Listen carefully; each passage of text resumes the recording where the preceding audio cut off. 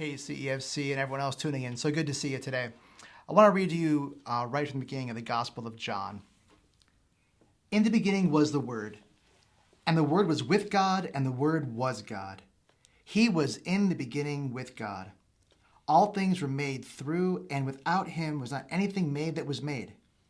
In him was life, and the life was the light of men.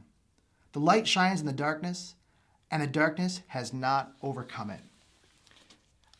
I love how John kicks off his gospel. The other gospels all kind of start kind of chronologically and walk through either the beginning of his ministry or the beginning of Jesus' life and kind of walk through the progression. John's gospel is much more thematic. It has these themes, and he so richly ties them to the Old Testament and throughout with these pictures and these images that carry throughout. And right out of the gate, he starts his gospel the same way that the very Bible itself starts. In the beginning was the Word, and God, through Christ, was our creator. He used Jesus as the means by which, as his Word, things came to being.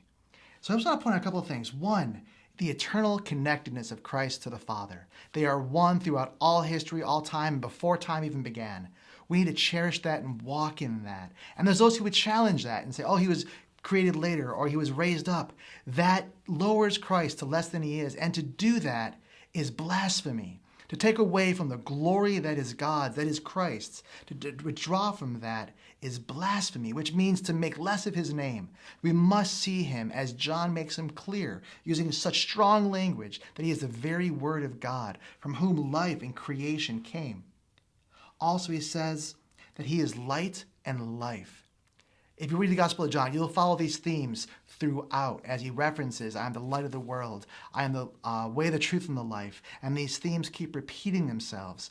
And this picture of light, in this day, and again, we keep saying this day as if it's some kind of whole new era. We have always been an era of darkness since the fall. The prince of the air is over it, and he has control of some things that are substantive. That means that there is darkness in our world. But the light overcomes the darkness. So much so it says the darkness cannot overcome it, cannot overcome that light. And I love the imagery of that, because think of a room that is dark you walk into. The minute you hit that switch, the minute you light that light, whatever it is you do, it just attacks the darkness. And that is the picture of Christ in the world, driving back the darkness around us. So we need to be careful what we're looking at, because we can look at the darkness of this world and we can insidiously convince ourselves that somehow darkness is winning. Darkness is gaining ground. The truth of the matter is that darkness, evil, the enemy, is freaking out. He is on a limited time basis, and he knows where the gospel goes, where light goes, it attacks the darkness and drives it away. It was true when John wrote it. It is true today. We stand on it, and if it is not true, everything is lost. We stand on a light that prevails against the darkness, no matter what. Let our attitudes, let our confidences, let our communications, let our hope represent that no matter what we might see of traces of darkness, where light shines on it, light wins always.